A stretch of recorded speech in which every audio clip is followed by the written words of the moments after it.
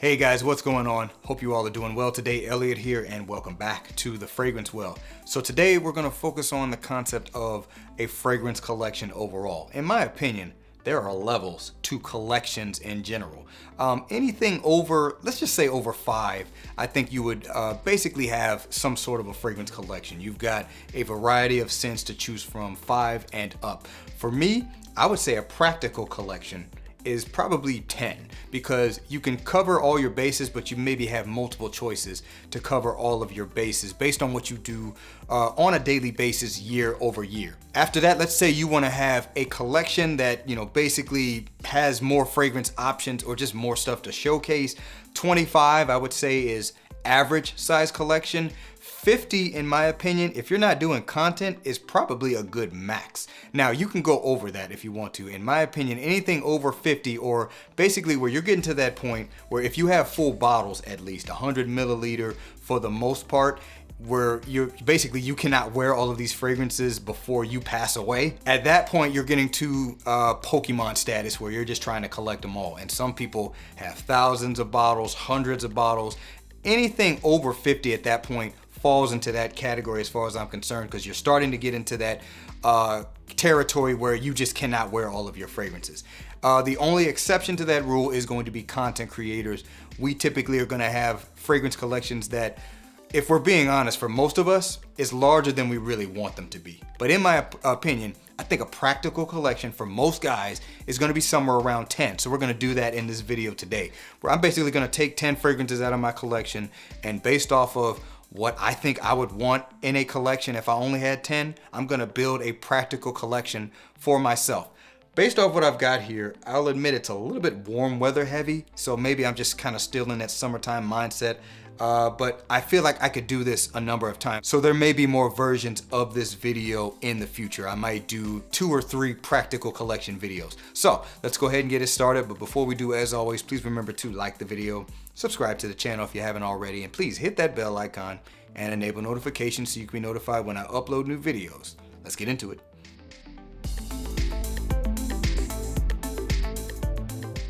All right, guys, let's go ahead and get it started. So the first 2 fragrances I'm going to present are basically going to be ones that I would consider to be grab and go fragrances. These are ones that I just really wouldn't think about too much, and I would just spray them on, go do what I need to do, and they would work. So first one is coming from the house of Montclair. It's going to be La Cordee. Montclair La Cordee. So this is a tea fragrance if you're not familiar. Its basic note breakdown is bergamot, black tea, and cypress. The fragrance, for me, it pretty much smells like lemon tea with a little bit of peppermint in it. Very simple fragrance, but very useful and easy to wear scent. This right now is my top grab and go fragrance in my cabinet. If I'm just going to run a quick errand, I'm not going to be gone that long, and I just want to spray on something without really thinking about it, right now, this is my top choice. So this one easily goes onto this list. Also, this is a 200 milliliter bottle, so I can kind of spray it away. Don't have to worry about it running out too fast. And it is also a scent that I just thoroughly enjoy right now. So pretty easy decision for me to kind of cover that category for the time being. Once again, from the house of Montclair, this is La Cordee. Next one's coming from the house of Mason Francis Kirkjohn. This is going to be Aqua Cologne Forte.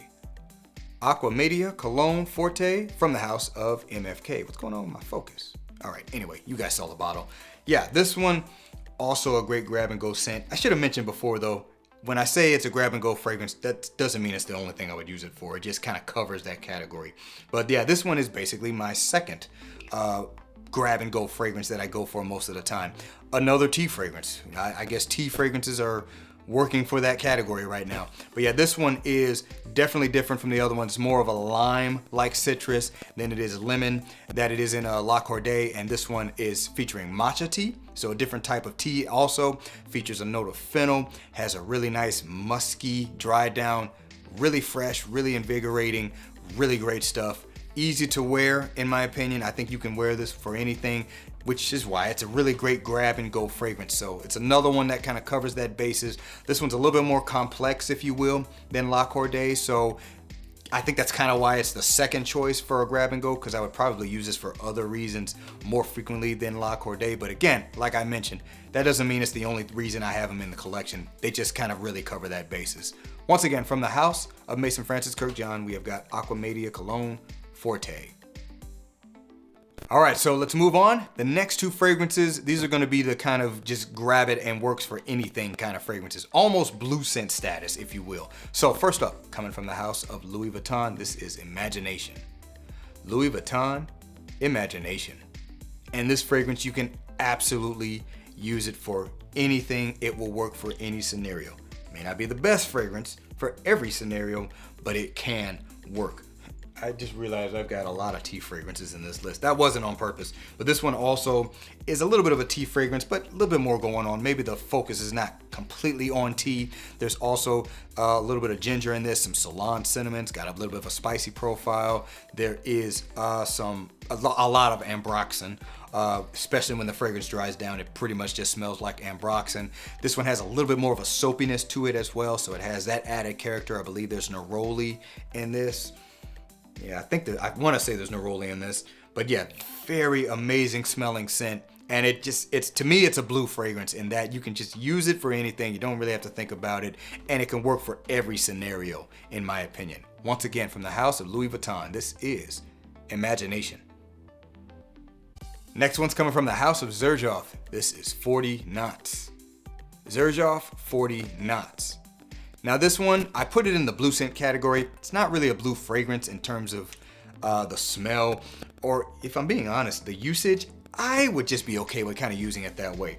I think I could use this scent for pretty much anything and it can work. And honestly, if you like the fragrance, I think most people would agree with that. This is pretty much an ambery fragrance with a little bit of an aquatic vibe, really nice kind of honey accord, this kind of sea breeze accord as well. It just kind of has this clean sea air vibe to it, and the sweetness is more so in this honeyed style, but it's a very dense ambery fragrance. It's a little bit confusing in terms of the name. Many people think it's going to be more aquatic, more fresh, but it does work for that vibe that the fragrance is trying to give. But honestly, I just see it as one you can pretty much use for anything. This stuff smells amazing. People definitely will enjoy it. And also great longevity fragrance here, which Imagination is too, by the way. That's why I kind of put it in that blue scent category. Most people think of a blue fragrance, for the most part, other than Bleu de Chanel, as being a scent that also lasts all day long. Once again, from the house of Xerjoff, this is 40 Knots. All right, so the next four scents I'm gonna present are fragrances that I would be very happy with using on a daily basis, but I think they maybe speak a little bit more to my character or who I am as a person, if you will. First up, coming from the house of Marc-Antoine Barras, this is Ganymede. Marc-Antoine Barras, Ganymede.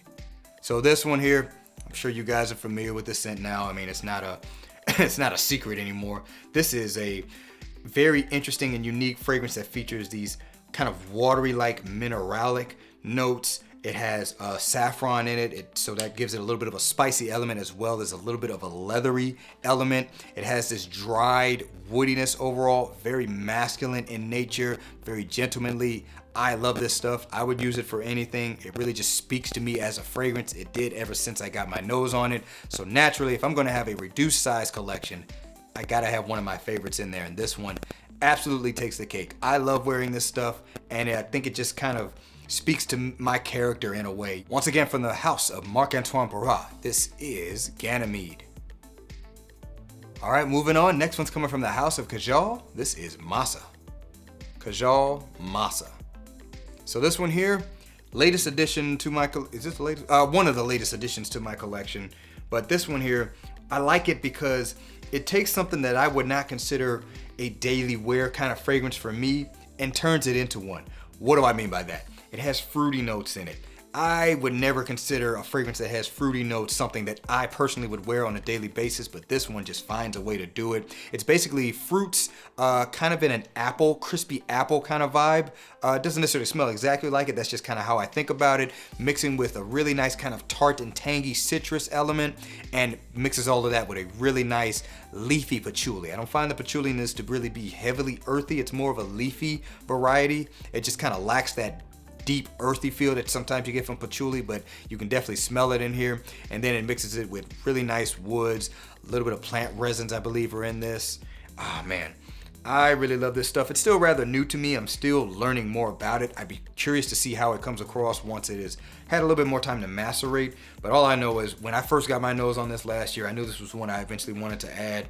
And I immediately thought of it then as a signature type scent with a little bit of a twist to it in terms of what I normally would consider a signature scent. Also, there's a little bit of vetiver in this fragrance, and I love the way it just kind of comes across as slightly grassy, a little bit smoky, but clean overall.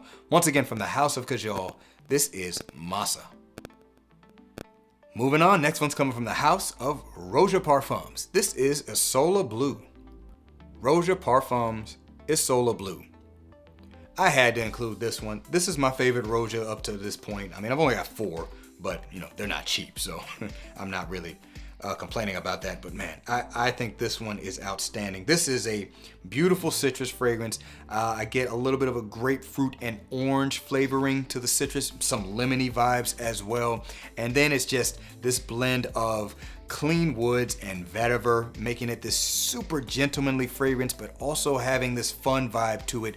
Really great summertime choice. This is my favorite fragrance that kind of features the note of citrus. I think the citrus takes precedence over like the clean woods and vetiver. And if you've been watching my channel throughout this summer since I got this scent, this really shouldn't be a surprise. Once again, from the House of Roja Parfums, this is Isola Blu. Next one is coming from the House of Nishane. This is Hacivat. Nishane Hacivat.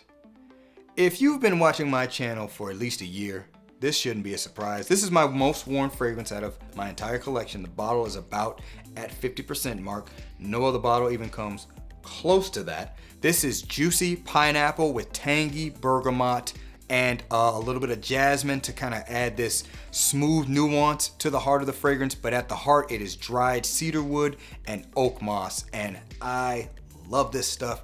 This was a no-brainer for me. Any version of a keep only 10 fragrance list I can put together, this one just has to be on there as far as I'm concerned, because I can use it for anything. I think this fragrance just really represents me in terms of a summertime style fragrance. And if it's my most worn fragrance overall, I think I kind of have to include it on the list. Once again, from the House of Nishane, this is Hacivat. All right, so for the last 2 fragrances on this list, we're gonna focus on evening wear or night out wear, if you will. So for the first one, it's gonna be coming from the House of Savoir Faire. This is the Whiskey Rose. Savoir Faire, the Whiskey Rose. Now, I literally just got this fragrance, so I am stepping on the toes of a lot of other great scents for this category with this one, but this one just impressed me so much when I got it.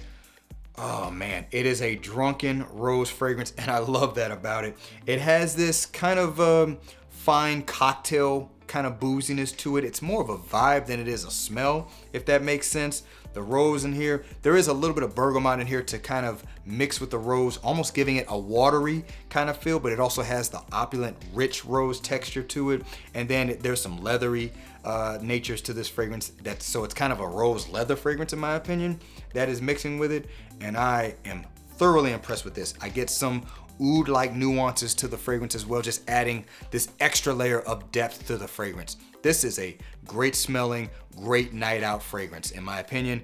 And yeah, it's kind of, I won't say it beat out other fragrances. It's just one that I could easily put into a list if I had to, because as I mentioned in the beginning of the video, there's a lot of versions based on what I have in my collection that I can make a 10 fragrance collection out of. And I am proud of that with my collection, because it means I have a lot of fragrances that I think have a lot of utility to them. Once again, from the House of Savoir Faire, this is the Whiskey Rose. All right, and last but certainly not least, coming from the House of Xerjoff, this is Alexandria II. Xerjoff Alexandria II. Look, I had to put this one on the first version of this list because I absolutely love this fragrance. As far as I'm concerned, it is a 10 out of 10 fragrance and a masterpiece. Shout out to Justin Copeland and his followers for pointing out that there should be a difference between a 10 out of 10 and a masterpiece, and I agree. This one covers both bases in my opinion. This fragrance is apple and cinnamon mixing with lavender and some exotic but clean dried woods with a nice dose of this just balanced sweetness to kind of give it a little bit more depth to it. A couple of varieties of oud in this. I do feel like you do kind of pick up on those new oudy nuances as the fragrance dries down a bit. I just love this scent. I had to put it on here. It is the perfect night out fragrance in my opinion. It's great for evening occasions. It's great for cooler weather as well. I know my fragrance is a little bit warm weather heavy, so this one just kind of gives me a break from that. And in terms of fragrances that kind of cover the bases that this one does in terms of scent profile, if I'm gonna narrow it down to just a few, this one kind of becomes an easy choice in my opinion. So once again, from the house of Xerjoff, this is Alexandria II. Alright guys, so that is going to do it. That was me putting together a variation of a very practical collection in my opinion. In terms of how I live my lifestyle and what typically goes on a day-to-day basis, I think these 10 fragrances would make it to where I could always smell amazing and have a functional fragrance collection. So let me know down in the comments below, if you were going to put together a practical fragrance collection, what might you include for your collection? I'm really curious to see what you guys have to say. So thanks again for watching all the way until the end. I really do appreciate you guys. Please remember to be well and smell well. And I'll see you in the next episode of The Fragrance Well. Have a good one.